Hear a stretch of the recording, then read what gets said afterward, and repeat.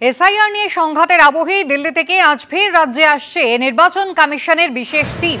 রাজ্যের দায়িত্বপ্রাপ্ত ডেপুটি নির্বাচন কমিশনার জ্ঞানেশ ভারতী সহ ৩ জনের প্রতিনিধি দল আজ আসছে। রুমা পাল আমাদের প্রতিনিধি রয়েছেন আমাদের সঙ্গে টেলিফোন লাইনে। রুমা, আজকে ৩ জনের যে প্রতিনিধি দল আসছে মূলত উত্তরবঙ্গে তাদের যাওয়ার কথা রয়েছে, কোন কোন জেলায় বৈঠক করবেন তারা? দেখো, জানিয়ে রাখি যে এই রাজ্যের দায়িত্বপ্রাপ্ত senior deputy election commissioner Gyanesh Bharti সহ আরো 2 জন আসছেন এবং অবশ্যই তারা আজকেই উত্তরবঙ্গ যাবেন এবং সেক্ষেত্রে 5 থেকে 8 তাদের সফরসূচি।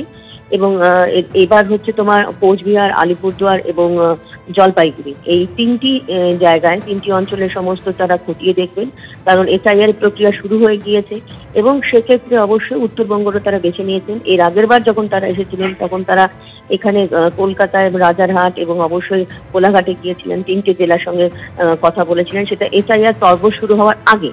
এবার এসআইআর পর্ব শুরু হওয়ার পর তারা উত্তরবঙ্গ যাচ্ছেন এবং সেক্ষেত্রে অবশ্যই জানিয়ে রাখি যে মুখ্য নির্বাচনী আধিকারিক মনোজ কুমার আগরওয়ালও যাবেন এবং কালকে যেহেতু আলিপুরদুয়ারে সকাল 10টার সময় ডিএম অফিসে বৈঠক রয়েছে এবং তারপর আবার তোমার কোচবিহারেও রয়েছে সেকেন্ড ফেজে, সেক্ষেত্রে পুরো বিষয়টা খতিয়ে দেখা হবে। কারণ এসআইআর পর্ব শুরু হওয়ার পর, যেমন কালকে 4 তারিখ, কালকে বিকেল 5টা পর্যন্ত যদি বলে রাখি যে যেটা কমিশন সূত্রে খবর ছিল যে 18 লাখ ফর্ম জমা দেওয়া হয়েছে, এমিনেশন ফর্ম দেওয়া হয়েছে।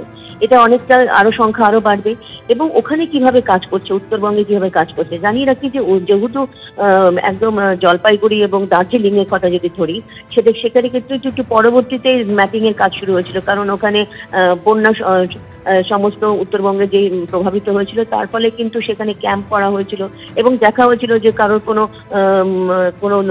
ডকুমেন্টস, কারোর কোনো কিছু অসুবিধা হয়েছে কিনা। সেক্ষেত্রে পরবর্তীতে খবর আসে কমিশনে যে না, ডকুমেন্টসের ক্ষেত্রে কারোর কোনো অসুবিধা নেই, প্রত্যেকের কাছেই রয়েছে এবং সেক্ষেত্রে কোনো অসুবিধা, পরবর্তীতে যে এসআইআর প্রক্রিয়া হলে কোনো অসুবিধা হবে না। সেক্ষেত্রে কিন্তু উত্তরবঙ্গটা তারা পুরো খতিয়ে দেখবেন।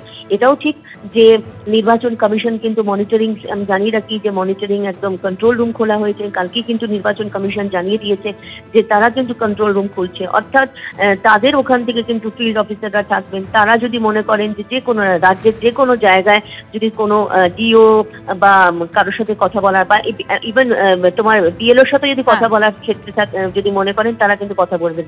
অর্থাৎ নির্বাচন কমিশন একদম খুব ফুল ফ্রেজে তারা কিন্তু এই সমস্ত জায়গায় যে এসআইআর প্রক্রিয়া শুরু হয়ে গিয়েছে 12টি রাজ্যে, সেক্ষেত্রে কিন্তু তারা সেইভাবে কিন্তু মনিটরিং করছে।